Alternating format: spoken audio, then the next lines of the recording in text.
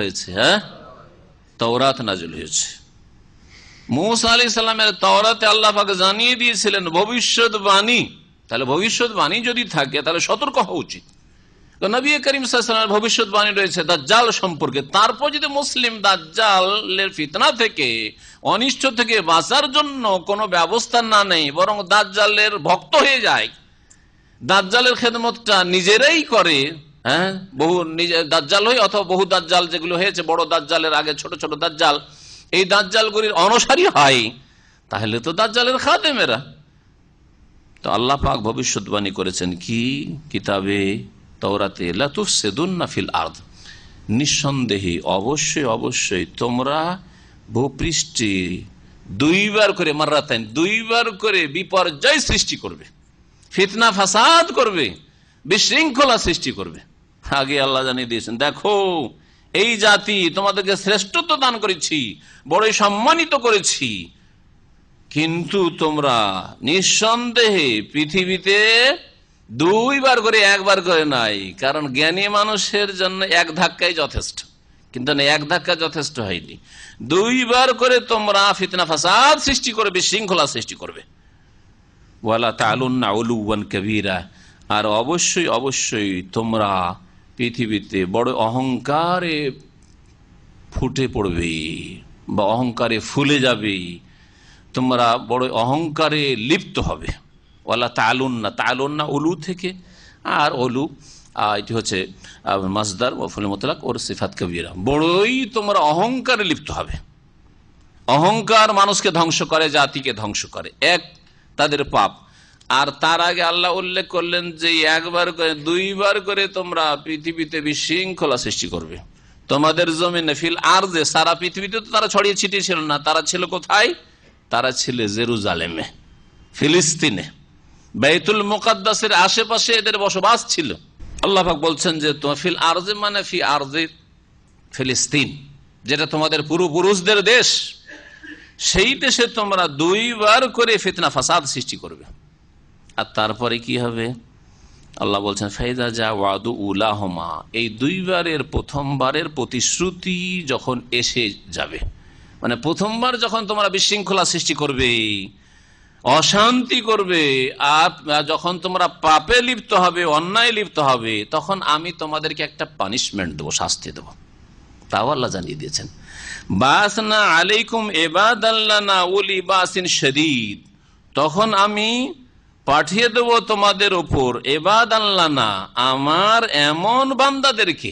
আল্লাহ এখানে জালেম কাফেরদেরকে বান্দা বলেছেন। তো আল্লাহ পাক রব্বুল আলামিন এখানে কাফের, জালেম, যারা সেই যুগের মমিন পাপিষ্ট ছিল, মমিন পাপিষ্ট, শুনেন ভালো করে, সেই যুগে যারা মুসা আলাইহিস সালামের অনুসারী, তাওরাতের অনুসারী, তারা মমিন ছিল না? ছিল না? তারা মুসলিম ছিল কি ছিল না? তারা মুসলিম, কিন্তু তারা পাপিষ্ট। তাদের মধ্যে কেউ আবার কাফেরও হইতে পারে, কিন্তু সবাই যে কাফের হয়ে গেছিল তা যতদিন পর্যন্ত তাদের মধ্যে কুফরি আকীদা না এসেছে, বিভিন্ন পাপে জড়িয়ে পড়েছে। তার মধ্যে একটা পাপ যে আল্লাহ পাক বিভিন্ন গোত্রের নবী পাঠাতেন, অনেক নবী, এই এলাকা একটা নবী চলে এসে, ওই অঞ্চলে একটা নবী চলে, ওই বংশের জন্য একটা নবী, ওই বংশের জন্য একটা নবী, একই যুগে কয়েক নবী বনি ইসরায়েলদের মধ্যে। কানু ইয়াকতুলুনাল আম্বিয়া, নবীদেরকে খুন করেছে, নবীদেরকে খুন করেছে। ওরা মনে করছে যে নাই কোনো নতুন কথা নিয়ে এসছে, না এর কথা মানবো না, মুসার কথা মানবো, এটাও তো হইতে পারে। তো এইভাবে তারা বিভিন্ন পাপে যখন জড়িয়েছে, সেটা কুফরির পাপ হোক, শিরকের পাপ হোক, অথবা অন্যান্য পাপ হোক, জুলম অত্যাচারের যে কোনো পাপ হোক, তখন আল্লাহ পাকের আযাব এসেছে। আল্লাহ পাক বলছেন ফাইদা যা ওয়াদু উলাহুমা বাসনা আলাইকুম ইবাদাল্লানা উলি বাসিন শাদীদ, যখন ওই দুইবার তোমরা কি করবে? দুইবার কি করবে? আল্লাহ বলেছেন বিশৃঙ্খলা সৃষ্টি করবে, আর দুইবার করে আল্লাহ শাস্তিও দিবেন তোমাদের বিশৃঙ্খলা সৃষ্টির জন্য, পাপে লিপ্ত হওয়ার জন্য, অন্যায় জুলমে লিপ্ত হওয়ার জন্য, তোমাদের অবাধ্যতার জন্য। যখন ওই দুইয়ের প্রথম প্রতিশ্রুতি কাল চলে আসবে, তখন আমি বাসনা আলাইকুম ইবাদাল্লানা, তোমাদের ওপর আমি আমার এমন বান্দাদেরকে পাঠাবো, তারা মজুস, এই প্রথম যাদেরকে পাঠানো হয়েছিল আল্লাহ পাক নিযুক্ত করেছিলেন, চাপিয়ে দিয়েছিলেন জালেমদেরকে জুলুম করার জন্য, তারা ছিল অগ্নিপূজক। বলা হয়েছে বখতে নাসার, বখতে নাসার এক অগ্নিপূজক মজুসি রাজা ছিল। সে বিশাল সেনাবাহিনী নিয়ে জেরুজালেমের উপর আক্রমণ করে ঈসা আলাইহিস সালামের 600 বছর পূর্বে, খ্রিস্টপূর্ব 600 সালে।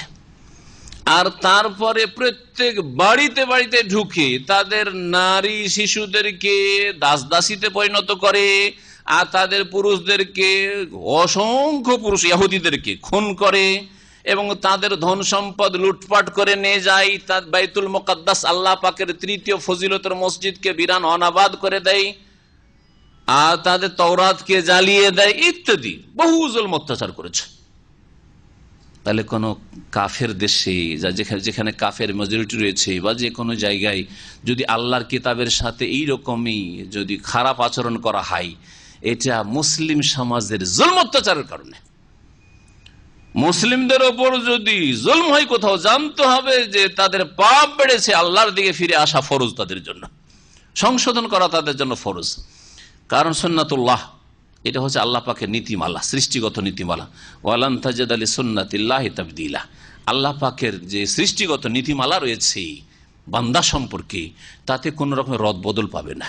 যখনই পাপ করবে আল্লাহ পাক ধাক্কা দিয়ে সংশোধন করতে চায়, ফিরে আসো, ফিরে আসো, এখনো সময় দিচ্ছি তোমাদেরকে, যাতে করে আখেরাতে জাহান্নামে না থাকতে হয়।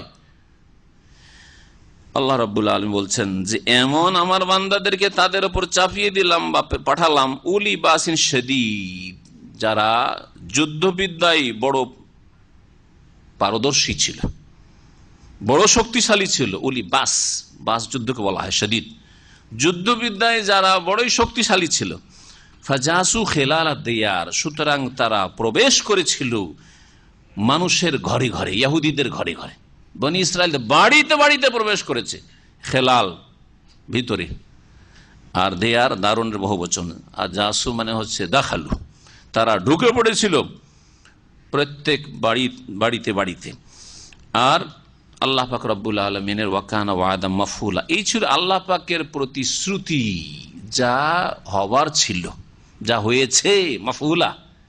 আল্লাহ পাক আগে বলে দিয়েছিলেন, দেখো তোমরা পাপে লিপ্ত হবে, তখন আমি জালেমকে তোমাদের উপর চাপিয়ে দেব, আর তোমাদেরকে জালেম তোমাদের সর্বনাশ করবে, বড় জুলম অত্যাচার তোমাদের উপর করবে, কিন্তু তোমাদের পাপের কারণে, ফাসাদের কারণে, তোমাদের অহংকারের কারণে। আল্লাহর নবী আসছেন হকের কথা নিয়ে, তার সামনে অহংকার, তাকে হত্যা করে দেওয়া। এই প্রথমবারে তাদের অপরাধ কি ছিল তাফসীরকাররা লিখেছেন। প্রথম কথা, এই জালেম শাসক, একদল বলছেন যে বখতে নাসার মজুসি ছিল, আর একদল মুফাসসির বলছেন না, যে ওই জালেম শাসক যারা জেরুজালেমের আক্রমণ করে বনি ইসরাইলকে ধ্বংস করেছিল, অসংখ্য বনি ইসরাইলকে খুন করেছিল, আর তাদের শিশু নারীদেরকে দাসদাসীতে পরিণত করেছিল, সেটা ছিল জালুত। সে ছিল জালেম শাসক কে? জালুত। জালুতের কথা কোরআনে আছে না নেই? আছে, সূরা বাকারা। হ্যাঁ, জালুতের কথা। জালুতকে পরাস্ত করার জন্য, পরাজিত করার জন্য আল্লাহ পাক রব্বুল আলামিন আবার যখন তারা দোয়া করেছিল, আল্লাহ পাক পাঠিয়েছিলেন একজন রাজা। সেই রাজার নাম কি? তালুত। আর তালুত হচ্ছে রাজা, আর তার প্রধান সেনাপতি কে ছিলেন? হ্যাঁ, হাফেজ সাহেবেরা, দাউদ আলাইহিস সালাম। ওয়াকাতালা দাউদ ও জালুতা, দাউদ আলাইহিস সালাম জালুতকে হত্যা করে বিজয় লাভ করেছিলেন। দাউদ আলাইহিস সালাম আল্লাহ রসুল, তিনিও নিজেই মুফতি সেজে জিহাদ করছেন না। জিহাদ করছেন কার নেতৃত্বে? বলেন ভালো করে, কার নেতৃত্বে? তালুতের নেতৃত্বে। তালুত রাজা, তালুত নবী রসুল নয়। বুঝতে পারছেন না? জঙ্গিদের গুমরাহিটা বুঝতে পারছেন না যে সরকারকে টপকে এরা সব বেদিন হয়ে গেছে, এরা এই হয়ে গেছে, এরা কাফের গোলাম হয়ে গেছে, বাদ দাও এদেরকে, এদের বিরুদ্ধে অস্ত্র ধারণ করো। আর নিজেরা মুফতিরাই জেহাদের ঘোষণা করলো। এটা ইসলামের ইতিহাসে 1400 বছরও হয়নি, আর তার আগেও ইমানের ইতিহাসেও, আদম সন্তানের ইতিহাসে আল্লাহ পাকের বিধানও কখনো হয়নি। ইন্নাল্লাহ কাদ বাআসা লাকুম তালুতা মালিকা, বনি ইসরাইলদেরকে আল্লাহ পাক বললেন যে দেখো তোমাদের জন্য আল্লাহ তালুতকে পাঠিয়েছেন। কি বানিয়ে? আল্লাহ কি বলেছেন? মালিকান। আল্লাহ খলিফাতান বলেছেন। কি খলিফাতান বলেছেন? তো যদি রাজতন্ত্র একবারে হারাম কাজ হইতো তা আল্লাহ মালিক কেন পাঠাইবেন? আল্লাহকে কষ্ট লাগতো যে খলিফা পাঠাইলাম। আর খেলাফত আছে, ইসলামের রাজতন্ত্র মুলুকিয়াত নেই, এই কথা বলতেন আল্লাহ রাব্বুল আলামিন। আল্লাহ বলছেন মালিকান, তাতেও শিক্ষা হয় না? তাতেও যারা ধর্মের নামে রাজনীতি করছেন তাতেও কিছু শিখলেন না? বোঝা গেল যে রাজতন্ত্র ইসলামে আছে। আমরা কারো চামচা হয়ে বলছি না, হক কথা বলার প্রয়োজন রয়েছে, না হলে জাতিকে গোমরাহ করে রেখেছে, জাতিকে গোমরাহ করে রেখেছে ভুল বুঝিয়ে ইসলামের অপব্যাখ্যা করে। আল্লাহ রাব্বুল আলামিন মালিক পাঠিয়েছেন, মালিক পাঠিয়েছেন। আল্লাহ পাক বলেছেন তারা কি বলেছিল, আন্না ইয়াকুনু লাহুল মুলকু, আরে ও কেন রাজা হবে, ও কেন রাজত্ব পাবে, ওয়া নাহনু আহাক্কু বিল মুলকি মিনহু, আরে ওর চাইতে বেশি আমরা তো বেশি হক রাখি, আমরা রাজা হব। ওয়ালাম ইউতা সাআতাম মিনাল মাল, ও তো বেশি ধনীও না, পয়সাওয়ালা জমিদারের ছেলেও না, গরিব, ওকে কেন দেওয়া হবে? আমরা জমিদার, আমরা এইরকম 14 পুরুষ থেকে আমরা চলে আসছি এত ধন সম্পদের মালিক, আমরা রাষ্ট্রপতি, আমরা প্রধানমন্ত্রী হব, আমাদের বংশে এইসব থাকবে, মন্ত্রিত্ব থাকবে, রাজত্ব থাকবে। জবাবে আল্লাহ কি বলেছিলেন, ইন্নাল্লাহ আস্তাফাহু আলাইকুম ওয়া যাদাহু বাসতাতান ফিল ইলমি ওয়াল জিসমে, কেন আল্লাহ তাকে রাজা বানাইলেন তোমাদের উপর, অথচ তোমাদের কাছে ধন বেশি আছে। ধনের ভিত্তিতে আর জমিদারির ভিত্তিতে রাজা বানানো হবে না, রাষ্ট্রপতি আর প্রধানমন্ত্রী বানানো হবে না। কিসের ভিত্তিতে? আল্লাহ ওকে মনোনীত করেছেন, ইস্তাফা আলাইকুম, তোমাদের উপর রাজা করে। আর ওয়াজাদাহু, আল্লাহ অতিরিক্ত তাকে দিয়েছেন বাসতাতান, প্রশস্ততা দিয়েছেন। কিসে? ফিল ইলমে, জ্ঞান তোমাদের চাইতে বেশি দিয়েছেন, তিনি জ্ঞানী, ওয়াল জিসমে, এবং শারীরিক শক্তি আল্লাহ তাকে তোমাদের চাইতে বেশি দিয়েছেন। আর একজন শাসক এইরকম প্রয়োজন যে বীর পুরুষ হবে আর বিজয় লাভ করবে কাফেরদের সামনে, কারণ তার নেতৃত্বে কি হবে, এই জালুত জালেমকে, যে জেরুজালেমে জুলম অত্যাচার করেছে, আল্লাহর কিতাবের অবমাননা করেছে, আল্লাহর মসজিদ বাইতুল মুকাদ্দাসের অবমাননা করেছে, একে দমন করতে হবে। বুঝা গেছে? আল্লামা শেখ সালেহ ফৌজান কয়েক সপ্তাহ আগের কথা প্রচার মাধ্যমে এসছে, তিনি বলছেন যে দেখো, জিহাদ ফি সাবিলিল্লাহর জন্য শাসক যে জরুরি, এর দলিল এই তালুতের ঘটনা। তারা জিহাদ করতে চাইছিল, বনি ইসরাইলরা দোয়া করলো। কি দোয়া করেছিল? এই বাসলানা মালিকান নুকাতিল ফি সাবিলিল্লাহ, কি বলেছিল? এই বাসলানা মালিকান, হে আল্লাহ আমাদের জন্য একটা রাজা পাঠাও, শাসক পাঠাও, মালিক, মালিক মানে কিং, এর রাজা শাসক পাঠাও।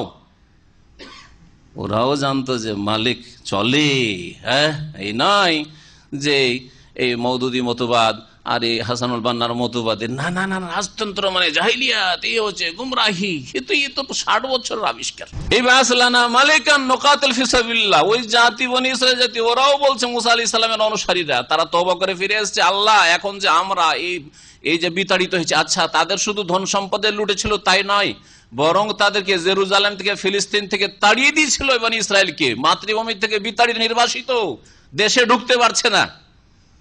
তখন তারা দোয়া করেছিল যে আল্লাহ ইবাসলানা মালিকান, একটা আমাদের জন্য রাজা শাসক পাঠাও, নুকাতিল ফি সাবিলিল্লাহ, যার নেতৃত্বে আল্লাহ রাস্তায় কি করব, সশস্ত্র যুদ্ধ করব, জিহাদ করব, নুকাতে নুজাহিদ, জিহাদ করব। তাহলে বোঝা গেল জিহাদের জন্য কি লাগে, শাসক লাগে। না হলে তারা বলতেছে আল্লাহ জিহাদে বেরোলাম, তুমি মদত করো, মালিক পাঠাও, তাহলে জিহাদ করবে। কথা কেন বলতেন?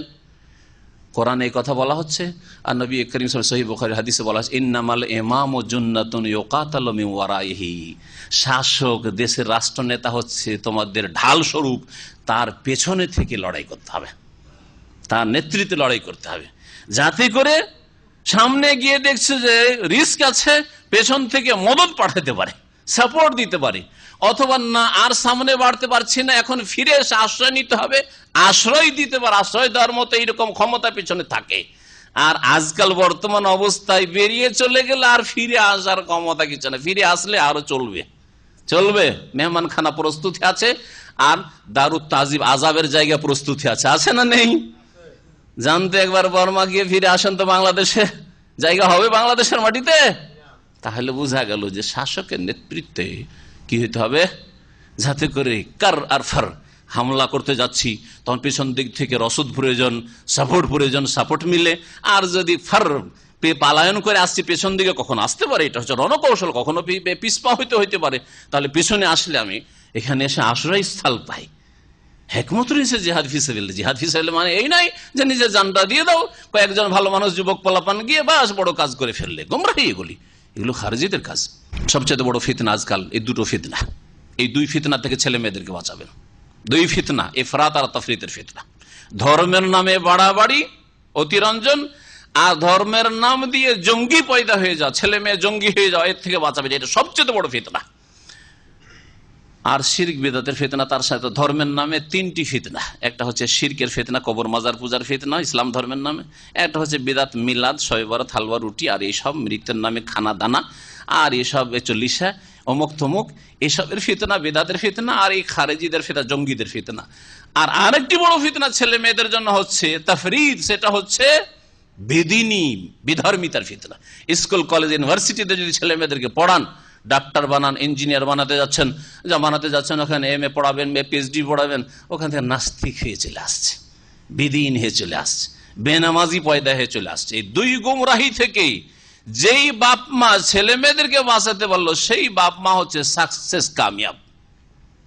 কামিয়াবি এই নয় যে কত টাকা আমার ছেলে মেয়ে ইনকাম করে দিচ্ছে। কামিয়াবি হচ্ছে যে বেদিনী থেকে, নাস্তিকতাতে, গুমরাহি থেকে আল্লাহ পরকালহীন হয়ে গেল, আল্লাহ পরকালকে ভুলে গেল। এইরকম গুমরাহি থেকে ছেলে মেয়েদেরকে বাঁচাতে হবে, যার কারখানা হচ্ছে আজকালকার জেনারেল কলেজ ইউনিভার্সিটি।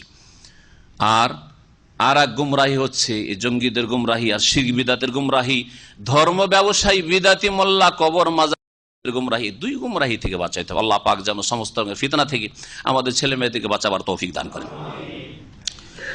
আল্লাহ পাক রব্বুল আলামিন তারপরে বলছেন, সুম্মা রাদাদনা লাকুমুল কাররাতা আলাইহিম, অতঃপর তোমাদের ওপর ঘুরিয়ে দিলাম। রাদাদনা, আমি শাব্দিক অর্থ করছি, তোমাদের জন্য ঘুরিয়ে দিলাম। আল কাররাতা মানে পালা, কাররাতার শাব্দিক অর্থ হয় পালা, পালাকে ঘুরিয়ে দিলাম আলাইহিম, ওদের ওপরে, মানে তোমাদেরকে বিজয় দান করলাম। যারা তোমাদের জুলম অত্যাচার করেছিল, এই বখতে নাসার, মজুসি অথবা জালুত, তাদের ওপর তোমাদেরকে কি করলাম, তোমাদের পালা ঘুরিয়ে দিলাম। মানে এখন তোমাদের বিজয়ের পালা আসলা। যদি জালুতের ঘটনা হয় তাহলে তালুতের মাধ্যমে আর দাউদ আলাইহিস সালামের মাধ্যমে আল্লাহ পাক বিজয় দান করলেন, বাইতুল মুকাদ্দাসে আবার জেরুজালেমে প্রবেশ করতে পারলো নিজের মাতৃভূমিতে। আর বখতে নাসার অগ্নি পূজক মজুসিদের ঘটনা যদি ইঙ্গিত করা হয়, ওইদিকে ইঙ্গিত করা হয়ে থাকে, এটা এই জুলুম অত্যাচার হয়েছে বনি ইসরায়েল ইহুদিদের ওপর, আর বহু ইহুদিকে খুন করেছে, তাহলে তার ওপর বিজয় দান করলাম তোমাদেরকে, আল্লাহ পাক বলছেন। আর কি করলাম, আরো নিয়ামত দিলাম চলাফেরার জন্য যা লাগো, আমদাদনাকুম বিআমওয়ালিন ওয়া বানিন, আর তোমাদেরকে সাহায্য করলাম বিআমওয়াল, বহু ধন সম্পদ দিয়ে, মালের বহু বচন আল্লাহ বলেছেন, ওয়া বানিন, আর সন্তান সন্ততি দিয়ে, ছেলে মেয়েও দিলাম, কারণ জনবলেরও প্রয়োজন রয়েছে আর ধনবলেরও প্রয়োজন রয়েছে, সবকিছু দিলাম, ধন সম্পদও দিলাম, ছেলে মেয়েও দিলাম। ওয়া জাআলনাকুম আকসারা নাফীরা, এখানে একটি কথা বলি, আজকালকে বর্তমান যুগের অধিকাংশ মুসলিম ধনবল তো চাই কিন্তু জনবল চাই না। এত মূর্খের মূর্খ যে পয়সা যদি পয়সাতে ডুবেও যায়, সে কোথায় রাখবে জায়গা পাই না। তারপরে বলবে না যে ক্ষান্ত হও, ক্ষান্ত, আর প্রয়োজন নেই, আর পয়সা লাগবে না, আর পয়সা লাগবে না। 1 কোটির মালিক হয়ে গেছি, 2 কোটির মালিক হয়েছে, আর পয়সা লাগবে না, আর পয়সা লাগবে না। ঢাকাতে একটা জায়গা হয়েছে, বাড়ি হয়ে গেছে, আর অমুক জায়গায় হয়ে গেছে, একটা ব্যবস্থা হয়ে গেছে, আমার চলার মতো আছে, আর লাগবে না। এরকম লোক কোথাও খুঁজে পাবেন? হ্যাঁ, 10টা বাড়ি হয়ে যায় তবু বলবে যে লবতাকা সালেসান, আরো চাইবে, আরো চাইবে, তাই না? কিন্তু ছেলে মেয়েদের ক্ষেত্রে একটার পর দুটো নয়। আর একটু ভালো মানুষ তাদের মধ্যে কানা মামা যদি হয় তো বলে যে দুটো, চলো দুটো নি, কি জানি একটা যদি মরে যায়, দুটো নেওয়ার পরে কেটে ফেলো, একবারে সাফ করে কেটে ফেলো, আর নাই হয় যেন। আর আল্লাহর গজব এইরকম লোকদের উপর অনেক আছে যে দুটোই সাফ হয়ে যাচ্ছে কখনো। আর তারপরে ইউকাল্লিবু কাফাইহি আলা মা ফাআল, যা কিছু করেছে তারপর আফসোস করার, আক্ষেপের শেষ নাই। তা আল্লাহ পাক দুটোকে পাশাপাশি নিয়ামত বলছেন। আপনি ধনের ব্যাপারে এত লোভী আর জনের ব্যাপারে ছেলে মেয়ে আল্লাহ 10টা দিতে চাইছেন, ওখানে কেন এত অনীহা আপনার যে আল্লাহ তোর বান্দাদেরকে আসতে দেব না? আল্লাহ তোমাকে কিয়ামতের দিন বলবেন যে তোমাকে যদি তোমার বাপকে দিয়ে আমি বলতাম তোকে আসতে দেবো না, তো তুই কি করে আসতি দুনিয়ায়? তোর বাপের 5টা ছেলে আর তুই হচ্ছে 4 নম্বর 5 নম্বর, প্রথমটা দ্বিতীয়টার পরে যদি তোর বাপ বন্ধ করে দিত তো তুই কোত্থেকে আসতি? আল্লাহ পাক যেন হেদায়েত দান করে এসব ফাসিক মুসলিমদের। ওয়াজআলনাকুম আকসারা নাফীরা, এবং তোমাদেরকে সংখ্যা গরিষ্ঠ বানিয়ে দিলাম। আকসার নাফির, নাফার থেকে নাফার, কাম নাফার বলে না ব্যক্তির ক্ষেত্রে, বলছে না এরা, ওখান থেকে নাফির শব্দটি। হ্যাঁ, জনবল বাড়িয়ে দিলাম তোমাদের, বা সংখ্যা গরিষ্ঠ তোমাদেরকে করে দিলাম।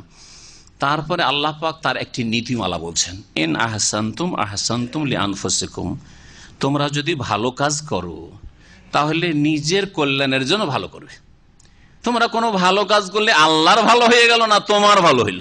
নামাজ পড়লে তোমার ভালো হইলো, তাওহীদ প্রতিষ্ঠা করলে তোমার ভালো হইলো, সুন্নতের অনুসারী হইলে আমার ভালো করলে না, আর আল্লাহর ভালো করলে না, তোমার ভালো করলে যে তুমি শিরক বিদআত ছেড়ে আসলে।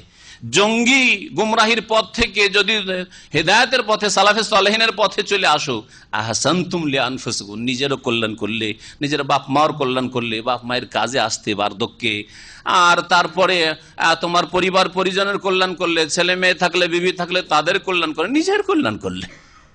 ইন আহসানতুম আহসানতুম লিআনফুসিকুম, যে কোনো মানুষ ভালো কাজ করলে তার ফল নিজেই পাবে, নিজেই ভোগ করবে।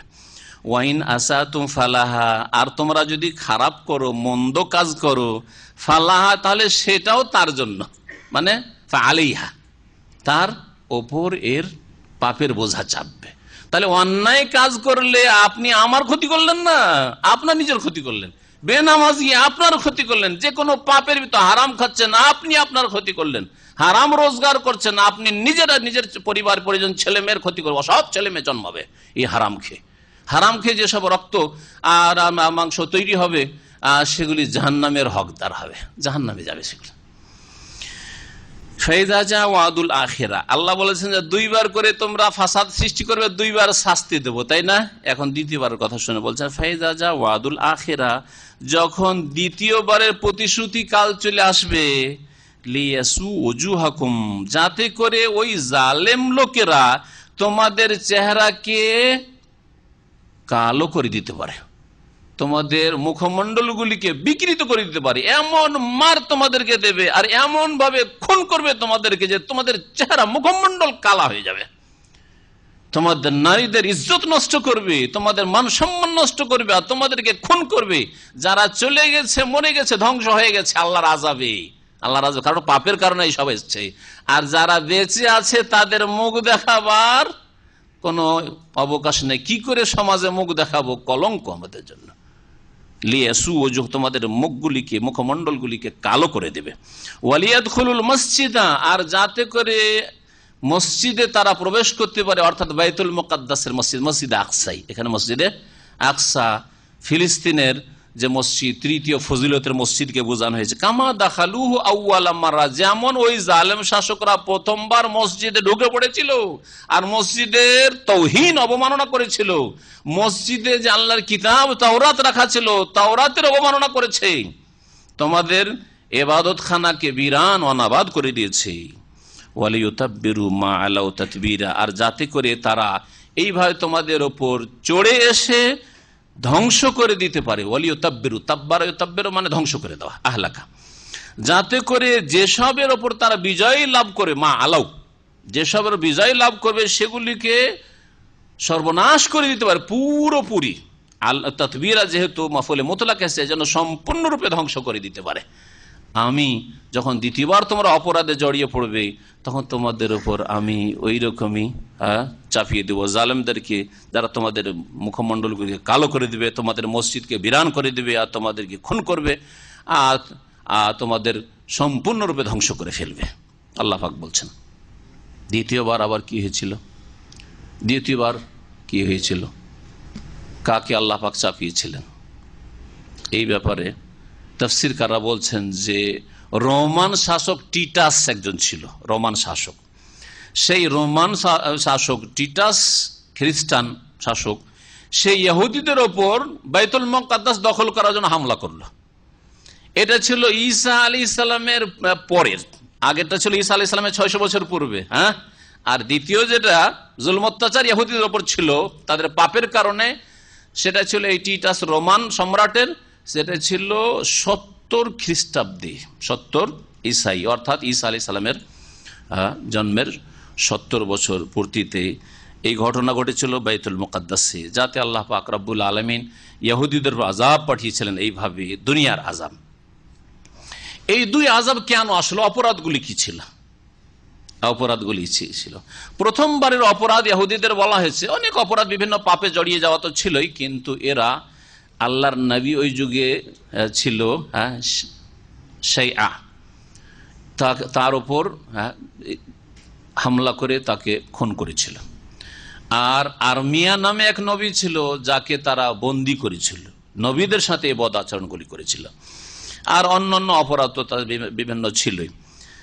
দ্বিতীয়বারে যে আল্লাহর আযাব এসেছিল সেটা ছিল যেহেতু ঈসা আলাইহিস সালামের পরে, তো ঈসা আলাইহিস সালামের যুগে জাকারিয়া আলাইহিস সালাম ছিলেন, ঠিক না? জাকারিয়া সালাম ছিলেন না? জানা আছে যে ঈসা আলাইহিস সালামের মা মারিয়ামকে যেহেতু মান্নত করেছিলেন, তার মা কি মানত করেছিলেন? যে বাইতুল মুকাদ্দাসের একটা ছেলে সন্তান জন্মিলে বাইতুল মুকাদ্দাসের খাদেম করে দেবো তাকে। কিন্তু মেয়ে সন্তান জন্মিল, বলে রব্বে ইন্নী ওয়াদাতুহা উনসা, সূরা আলে ইমরান। আল্লাহ বলছে আল্লাহ এই তো মেয়ে সন্তান হয়ে গেল, আল্লাহ দোয়া করেছিলাম বাইতুল মুকাদ্দাসের খাদেম করবো, তো মেয়ে সন্তানকে কি করে খাদেম করব? যাই হোক মান্নত যেহেতু করেছে, রব্বে ইন্নী নাযারতু লাকা মা ফি বাতনি মুহাররারান ফাতাকাব্বাল মিন্নী ইন্নাকা আনতাস সামিউল আলিম ফালাম্মা ওয়াদাআতহা ক্বালাত রব্বে ইন্নী ওয়াদাতুহা উনসা। যাই হোক, জাকারিয়া আলাইহিস সালাম নবী ছিলেন, আর তিনি মারিয়াম আলাইহিস সালামের ওয়াকাফালাহা জাকারিয়া, জাকারিয়া সালাম কেফাল ও দায়িত্ব নেন যে ভরণ পোষণ দেখাশোনা আমি করবো, বাইতুল মুকাদ্দাস দেখাশোনা মারিয়াম করবে, আর একটি খাস কক্ষে থাকবে, আর তার খাওয়া দাওয়া দেখাশোনা করবো। তাহলে জাকারিয়া সালামের যুগ, ঈসা আলাইহিস সালামের মায়ের যুগ, একই যুগ। তো জাকারিয়া আলাইহিস সালামকে এই ইহুদিরা খুন করেছিল। যেসব নবীদেরকে খুন করেছে তাদের একজন হচ্ছেন জাকারিয়া আলাইহিস সালাম। আর ঈসা আলাইহিস সালামকে তারা খুন করার জন্য চেষ্টা করেছে, এমনকি তাদের ধারণায় আর বর্তমান খ্রিস্টানদের ধারণায় ঈসা আলাইহিস সালামকে ইহুদিরা কি করেছে? খুন করেছে। কিন্তু আসলে খুন করতে পারেনি, চেষ্টা তো করেছিল, যতটুকু তাদের ক্ষমতা ছিল তারা ক্ষমতা খাটিয়েছিল খুন করার জন্য। কিন্তু আল্লাহ পাক কি বলছেন? ওমা কাতালুহু ওমা সালাবুহু ওয়ালাকিন শুব্বিহা লাহুম, তারা ঈসা আলাইহিস সালামকে খুনও করতে পারেনি আর শুলেও চড়াতে পারেনি, ওয়ালাকিন শুব্বিহা লাহুম, তাদের জন্য তার সাদৃশ্য করে দেওয়া হয়েছিল, যার ফলে তাকে খুন করেছে। বর রাফাহুল্লাহু ইলাইহি, বরং আল্লাহ পাক ঈসা আলাইহিস সালামকে তার কাছে উঠিয়ে নিয়েছেন, আকাশে উঠিয়ে নিয়েছেন। তাহলে আল্লাহ যদি না উঠাতেন ঈসা আলাইহিস সালামকে, তো ঈসা আলাইহিস সালামেরও খুনি এরা ইহুদিরা, ঠিক না?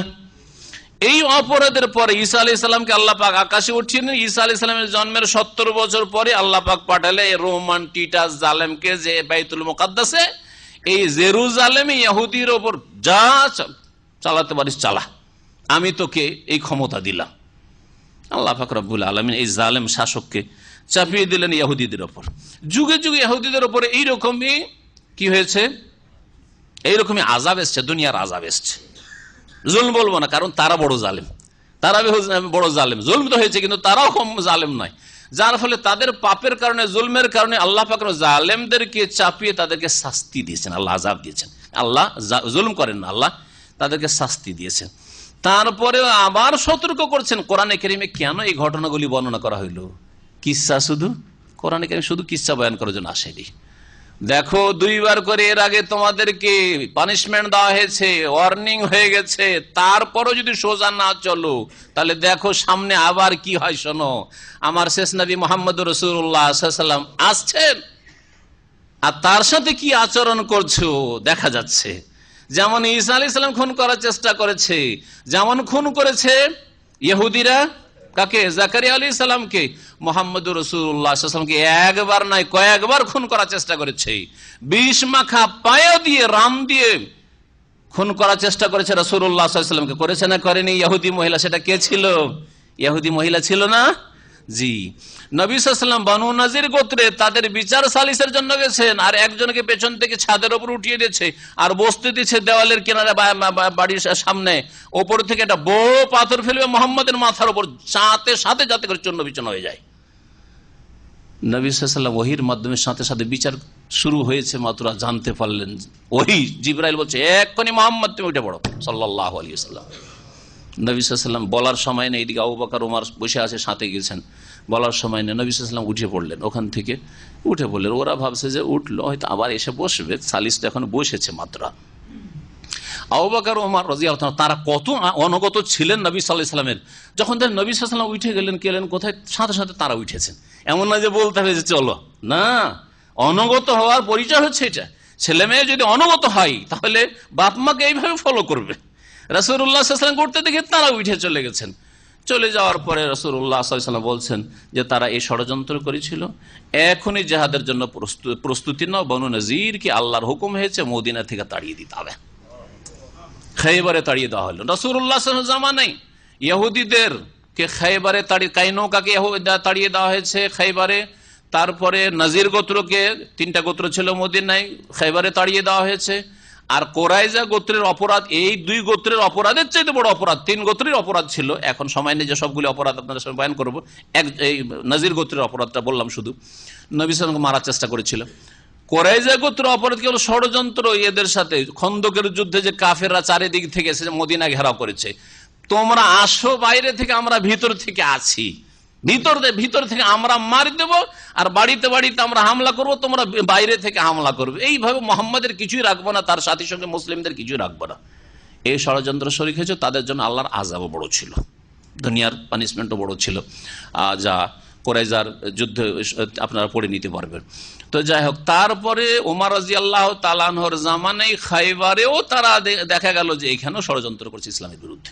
ইহুদি ষড়যন্ত্রের জাতি। এই জাতি সোজা চলতে যায় না, সাপের মতো। এটা জাতি সাপ, বিষাক্ত জাতি। যখন এখানে ষড়যন্ত্র করা শুরু করলো, তখন ওমর রাদিয়াল্লাহু তাআলা ফাআজলাহুম ইলা শাম, শাম দেশের দিকে তাদেরকে নির্বাসিত করে দিয়েছিলেন ওমর ফারুক রাদিয়াল্লাহু তাআলা। আল্লাহ পাক যেন আমাদেরকে ওই রকম ওমর দান করেন আজকে। আল্লাহ পাক বলছেন আসা রাব্বুকুম আন ইয়ারহামাকুম, সম্ভবত তোমাদের প্রতিপালক তোমাদের উপর দয়া করবেন। হে বনি ইসরাইল শোনো, হে মানুষ শোনো। সরাসরি সম্বোধন করা হয়েছে বনি ইসরাইলকে, কারণ আরো বনি ইসরাইলদের চলছে, আর সকল মানুষকে পরোক্ষভাবে সম্বোধন করা হয়েছে। সম্ভবত তোমাদের আল্লাহ দয়া করবেন, আল্লাহর দয়া এখনো আছে। ওয়াইন উদ্তুম উদনা, আর তোমরা যদি পুনরায় আবার অন্যায়ের দিকে ফিরে আসো, অন্যায়ের কি করো? পুনরাবৃত্তি করো, পাপের পুনরাবৃত্তি করো। উদনা, তো আমিও শাস্তি নিয়ে ফিরে আসবো, শাস্তির পুনরাবৃত্তি করব। ওয়াইন উদ্তুম উদনার একটি তাফসীর, ঘটনা যেহেতু তারপরে বলা হচ্ছে, ঘটনা যদি আপনি গভীরভাবে এখানে দেখেন, কোরআনে আল্লাহ বয়ান করেছেন ওয়াজআলনা জাহান্নাম, তারপরে আবার জাহান্নামের কথা, কাফেরদের জন্য জাহান্নামকে আল্লাহ জেলখানা বানিয়েছেন, এই কথা বলছেন। তাহলে বোঝা গেল যে এরা কোন দিকে ফিরে? পাপের দিকে। যদি তোমরা পাপের দিকে ফিরো, পুনরায় পাপে লিপ্ত হয়, তাহলে আমিও পুনরায় তোমাদের জন্য শাস্তি নিয়ে ফিরব। এর দ্বিতীয় তাফসীর শোনেন, সেটাও আপন জায়গায় ঠিক রয়েছে। সেটা হচ্ছে এর বিপরীত। ওয়াইন উদ্তুম উদনা, ওয়াইন উদ্তুম ইলাল হুসনা, তোমরা ভালো কাজের দিকে যদি ফিরে আসো, আল্লাহর এটি নীতি বললাম, ভালো কাজের দিকে যদি ফিরে আসো, ইসলাহের দিকে, সংশোধনের দিকে ফিরে আসো, উদনা, তাহলে আমি উদনা বির রাহমা, আমি আমার দয়া নিয়ে তোমাদের দিকে ফিরে আসো। ঠিক কিনা? সংশোধন করেন, আল্লাহর দিকে ফিরে আসেন, আল্লাহর দয়া শুরু হয়ে যাবে। কালকে পর্যন্ত, আজ পর্যন্ত, এখন পর্যন্ত আল্লাহর আযাব গজব আপনার জন্য হচ্ছিল, আর এখনই অন্তর থেকে তওবা করে, খালিস অন্তর থেকে তওবা করে 5 ওয়াক্ত নামাজের ওয়াদা করলেন, হারাম থেকে বাঁচবেন, ফরজ ওয়াজিব আদায় করবেন, আর সংশোধনের জীবন যাপন করবেন, আল্লাহর নাফরমানি করবেন না, শিরক বিদআত করবেন না, গোমরাহিতে থাকবেন না, সংশোধন করেছেন, আল্লাহর রহমত শুরু। ওয়াইন উদ্তুম উদনা, যদি তোমরা ফিরে আসো ইসলাহ সংশোধনের দিকে, তো আমি ফিরে আসবো তোমাদের জন্য দয়া নিয়ে। ওয়াজআলনা জাহান্নামা লিল কাফিরিনা হাসিরা, আর জাহান্নামকে আমি কাফেরদের জন্য কারাগার বানিয়েছি। হাসির এর তাফসীর সালাফগণ, কয়েকজন তাবী তারা তাফসীর করেছেন, বলছেন সিজন, কারাগার করেছি। এই তো ইহুদিদেরকে আল্লাহ পাক জানিয়ে দিলেন যে দেখো দুনিয়ার আযাব তো আছে, এ কথা মনে করিও না যে দুনিয়ার আযাব দিয়ে শেষ, তোমাদেরকে খাইবারে তাড়িয়ে দিয়ে অথবা শাম দেশে তাড়িয়ে দিয়ে মদিনাতে নির্বাসিত করে শেষ, অথবা তোমাদের যে আযাবগুলি বখতে নাসারের যুগে আসলো, জালুতের যুগে আসলো, বা ওই টিটাসের যুগে আসলো, এই দুনিয়ার আযাব দিয়ে তোমাদের ক্ষমা করে দেন না। ওয়াজআলনা জাহান্নামা লিল কাফিরিনা হাসিরা, কাফেরদের জন্য দুনিয়ার আযাবের সাথে সাথে জাহান্নামকে তাদের জন্য কারাগার বানিয়েছি। জাহান্নামেও যেতে হবে, দুনিয়ারও আযাব আর আখিরাতেও মহাশাস্তি রয়েছে, কাফেরদের জন্য স্থায়ী চিরস্থায়ী আযাব রয়েছে।